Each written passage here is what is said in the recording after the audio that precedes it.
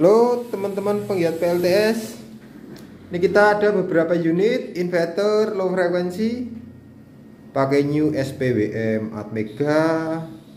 Ini juga ada Blue Series ya. Ini pesanan semua, pesanan via Tokopedia.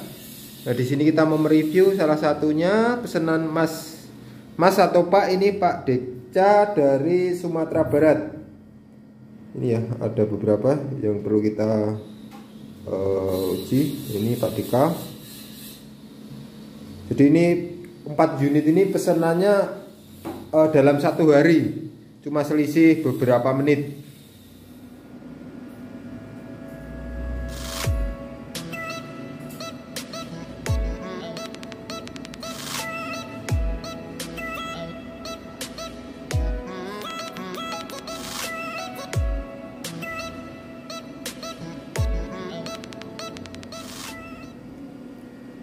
Nah ini ya Pak, untuk unit inverter yang dipesan ini speknya 5000 watt dengan sistem baterai 48 volt. Ini untuk tampilan depan, indikator inverter, indikator PLN, tegangan PLN, on off. Ini inverter off, indikator LED berwarna merah, inverter on, indikator berwarna hijau. Ini menu SPWM Atmega, ini kontrol dari solar panel. Untuk di bagian dalamnya ini charging, MCB charging, MCB inverter, MCB PLN, kontaktor inverter, kontaktor PLN, MCB panel surya. Ini MCB untuk soft start, ini MCB DC utama. Untuk terminal bloknya ini baterai positif, baterai negatif. Ini terminal blok untuk panel surya, positif negatif, positif negatif. Yang bawah ini input PLN, netral fase. Yang sebelah kanan output ke beban, netral fase. Seperti ini sudah terkonek dari panel surya, dari input PLN, dari ke output beban juga sudah terkonek, baterai juga sudah terkonek. Nah ini untuk pengaturan charging ya. Di sini ini kalau ada 3 tahap, 1, 2, 3. Kalau posisi di 0 sini charging off. Nah jadi posisi charging off bisa dimatikan lewat ini atau lewat MCB. Nah ini untuk setting charging ada 3 tahapan. Kalau kita arahkan ke 1, dia low, jadi chargingnya arusnya kecil. Kalau kedua dia medium. Kalau ketiga dia high untuk sistem chargingnya. Nanti kita akan simulasikan juga. Nah ini untuk charging juga kita menggunakan trafo toroid ya. Ini ada trafo yang kecil untuk charging, yang gede ini adalah trafo utama untuk inverter. Nah cara menghidupkan pertama kali, pasang dulu jalur baterai. Pastikan positif negatif benar. Ini jalur PV juga positif negatif benar. Baru kita on kan MCB soft start. Ini soft start.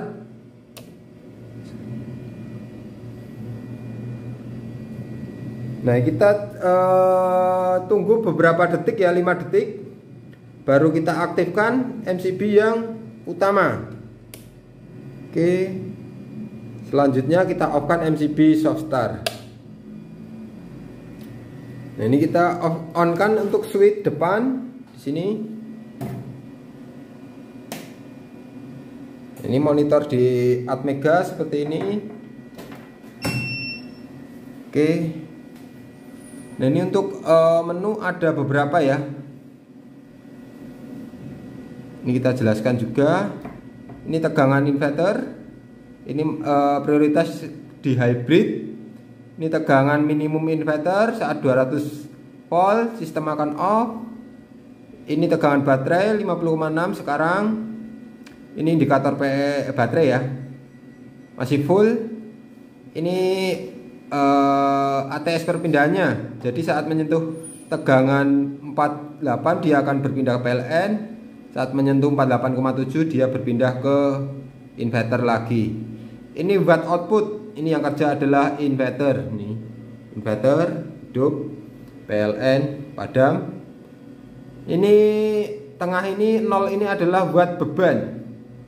Yang ini pembacaan maksimum daya ya 5500. Nah yang bawah ini nanti indikator PLN nya. Jadi ini frekuensi PLN, kita masukkan inputan PLN, kita mau lihat. Oke, nah ini 50 Hz. Ini sistem charging berjalan. Ini suhu di dalam inverter 35 derajat. Ini tegangan charging ya saat menyentuh 49. Charging on saat menyentuh 52. Charging akan off. Jadi menu di sini bisa kita atur. Seperti biasa pengaturannya. Nah ini on off nya. Ini off inverter 48. On inverter kita buat 50.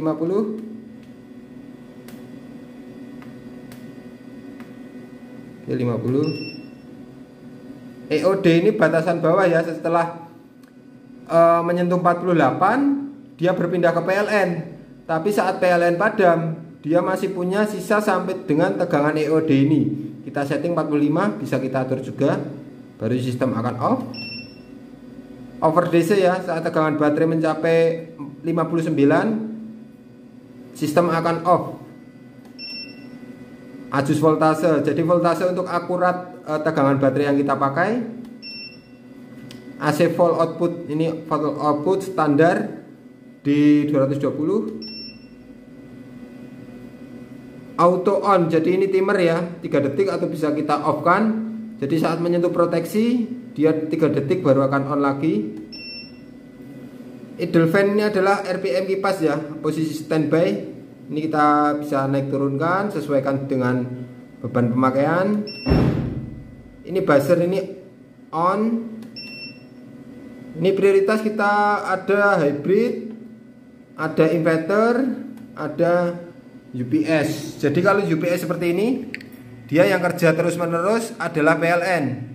Inverter bekerja saat PLN padam. Kalau kita posisikan di inverter seperti ini, dia yang kerja utama adalah inverter atau PLTS. Saat nanti tegangan baterai menyentuh batasan bawah tadi, dia akan berpindah ke PLN. Saat menyentuh batasan atas, dia berpindah lagi ke inverter. Tapi untuk prioritas inverter ini charging tidak berjalan. Nah kalau charging mau diaktifkan, bisa kita arahkan ke hybrid. Nah hybrid ini sesuai tadi yang kita setting di charging ya. Jadi saat tegangan baterai menyentuh setting charging, PLN akan bantu daya dari DC nya atau dari sistem chargernya. Oke, kita taruh ke hybrid, kita lanjut. Standby on. Standby on ini jadi saat dia berpindah ke PLN, inverter akan standby. Saat nanti PLN padam, dia langsung membackup. Membackupnya pun dengan mode sinkronus. Lanjut. Nah ini ya settingan charging 49 atau bisa kita atur sesuka kita. Charging on, charging off 52 bisa kita atur juga. Temperatur charging ya. Jadi saat charging menyentuh 50 derajat, sistem charging akan off. Dan ini relay on, kita taruh di 42 derajat. Nah ini saat suhu menyentuh 42, kipas akan muter. Ini juga bisa kita atur juga.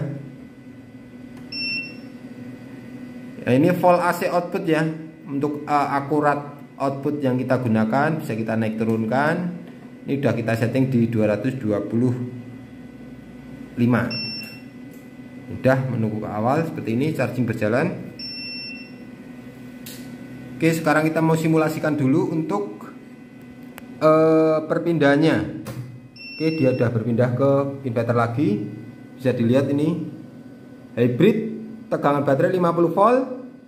Nanti saat berpindah ke PLN di 48 volt. Kita turunkan sumbernya. Kita lihat. Nah, di sini sekarang bisa dilihat untuk tegangan baterai ada di 51 volt. Nah ini dia nanti berpindah di angka 48 volt. Ini sekarang prioritas di inverter kita akan turunkan tegangan baterai menyentuh 48 volt. Seperti apa responnya? Nah di sini kita juga akan lihatkan juga gelombang osiloskop saat perpindahan. Apakah dia ada persimpangan fase atau mulus? Nah ini mulai turun tegangannya. Oke. Jadi saat hampir menyentuh perpindahan, buzzernya juga bunyi ya. Jadi dia bisa memberitahu ke kita saat mau berpindah. Ini. Oke.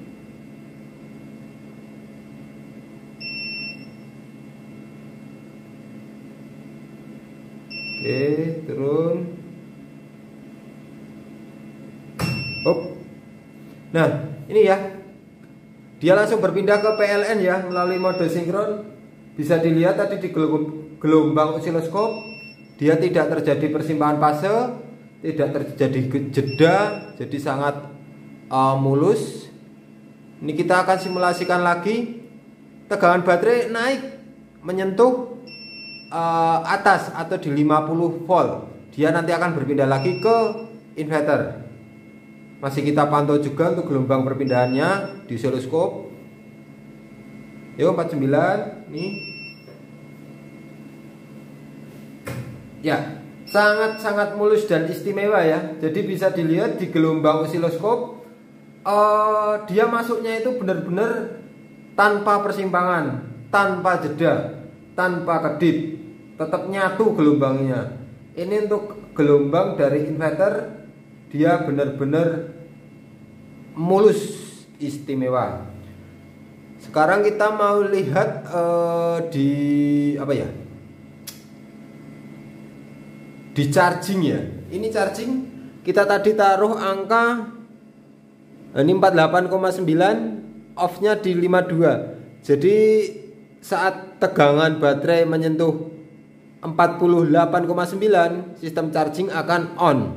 Dan saat menyentuh 52, sistem charging akan off. Nah ini bisa dilihat juga indikator di charging, dia tetap masih berjalan. Nah sekarang kita akan coba untuk posisi di UPS. Kita akan lihat, rubah dulu. Oke.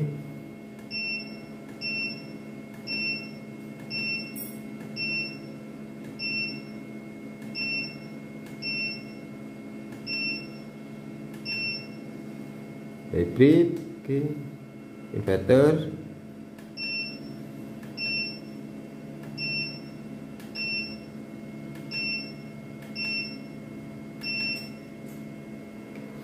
Nah saat sistem berada di UPS seperti ini, dia yang prioritas kerja adalah PLN. Nanti saat PLN padam, baru dia akan berpindah ke inverter. Nah seperti apa sistem perpindahannya? Di sini kita juga akan tunjukkan dan kita lihatkan untuk gelombang di osiloskop. Nah ini untuk gelombang di osiloskop ini sekarang PLN ya agak buruk, nggak sinus, mulus, dia ada kotak-kotaknya. Nah ini proses charging juga masih berjalan ya kalau backup. Jadi kalau sistem backup energi yang dikirim ke baterai adalah dari sistem charging. Nanti saat full sistem charging akan stop. Nah, saat PLN padam baru daya tampung di baterai itu akan dipakai untuk membackup kebutuhan di rumah Anda. Sekarang kita akan simulasikan PLN padam. Ini kita lihat dulu gelombang osiloskop ini ya. Sekarang posisi di PLN, kita coba simulasikan PLN padam yuk.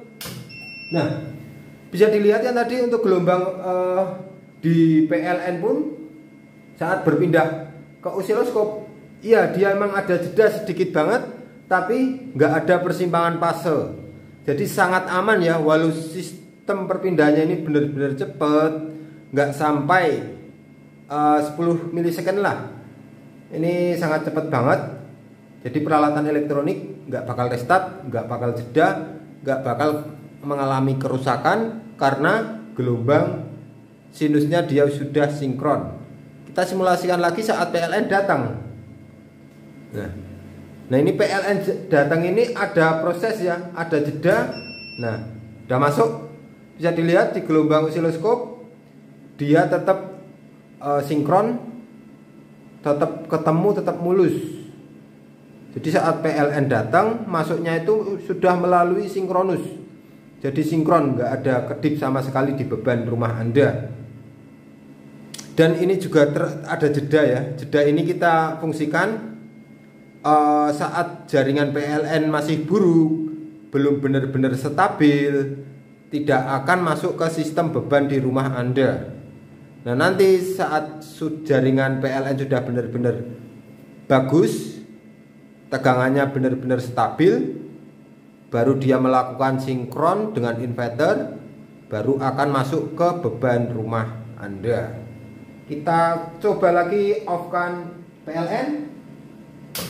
Nah, jadi bisa dilihat cepat banget perpindahannya antara PLN dan inverter. Di gelombang osiloskop pun bisa dibilang cepat banget lah, nggak sampai ada jeda nyetop, cuma 0, sekian lah.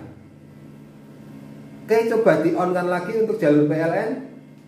Nah terjeda lagi, ini simbol PLN ya, 50 Hz bisa terbaca. Nah PLN sekarang sudah masuk ke sistem, gelombangnya juga sudah sinkron, sudah benar-benar stabil. Oke, kita lanjut untuk pengujian charging, sistem charging seperti apa.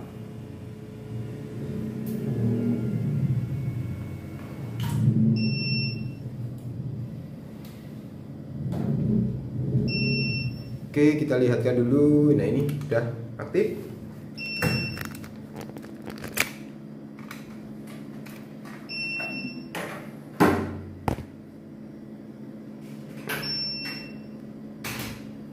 Oke, ini posisi masih di PLN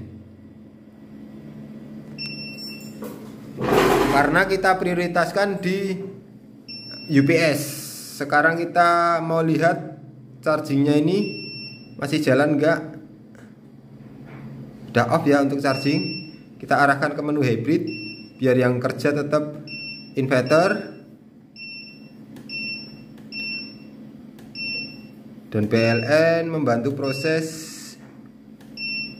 daya DC nya. Oke. Menu hybrid, oke.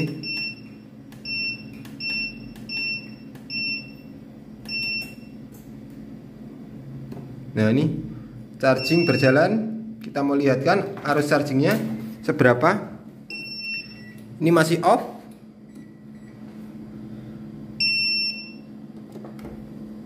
Oke, kita on kan charging yuk. Nah ini 7,8 ampere ya posisi chargingnya. Nah ini charging 9 ampere, kita naikkan. Nah 17 ampere ya. Di tab medium dia terbaca 16 ampere, sekian. Di tab ketiga lebih gede. Di tab ketiga MCB inputannya dia anjlok. Ini MCB input dari PLN turun. Kita coba lagi, yuk. Oh, PLN-nya turun, ini mesti off. Nah, ternyata. Jadi PLN kita off karena tidak mampu untuk. Nah, ini hidup lagi.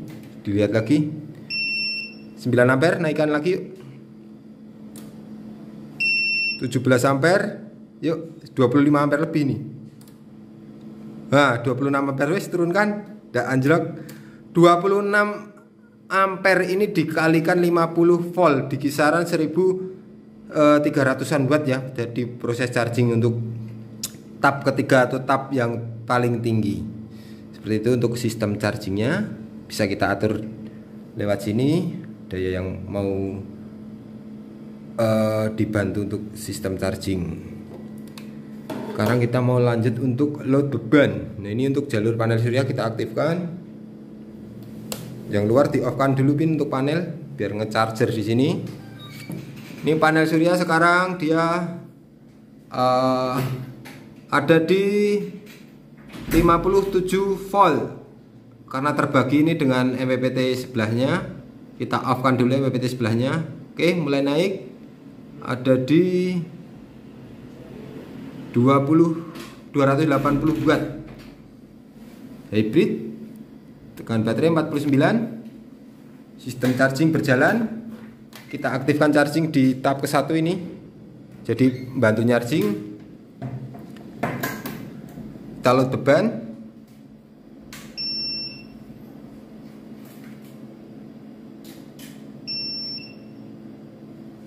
Oke, bisa dilihat di sini.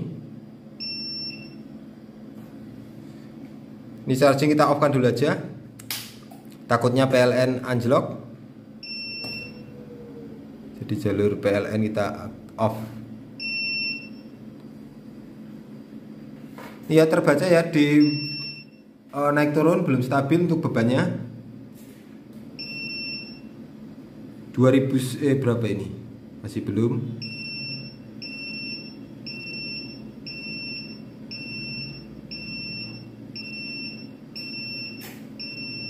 Wah, ini 1500, 2000 watt, 2500, masih naik turun bebannya. 3000 watt, 3000 watt, 4000 watt,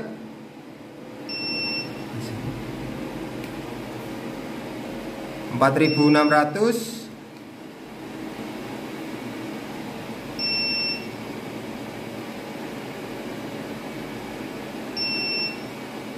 Oke, tambah beban lagi.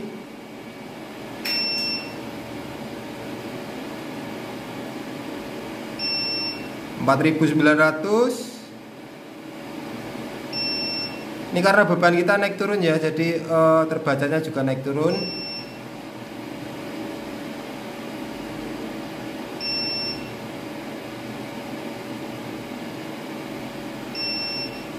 Oke, tambah lagi.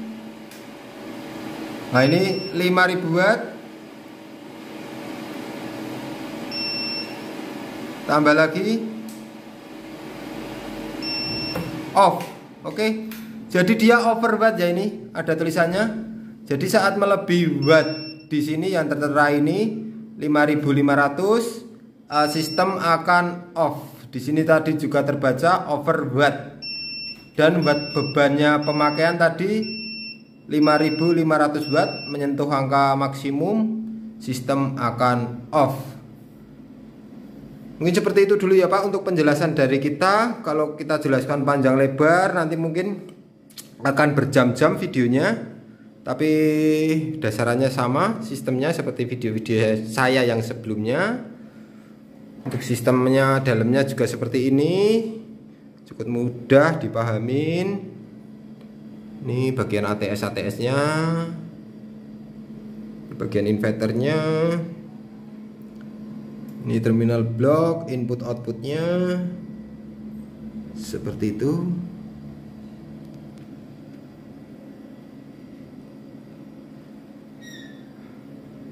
Oke, ini ada beberapa unit juga yang perlu kita uji. Sistemnya hampir sama. Yang lainnya tanpa MPPT juga. Tanpa MPPT, tanpa MPPT. Mungkin cukup sekian ya Pak untuk pengujian inverter yang dipesan kali ini. Nanti jika ada kebingungan bisa tanyakan ke kita. Sekian, terima kasih. Salam Aspro Jogja.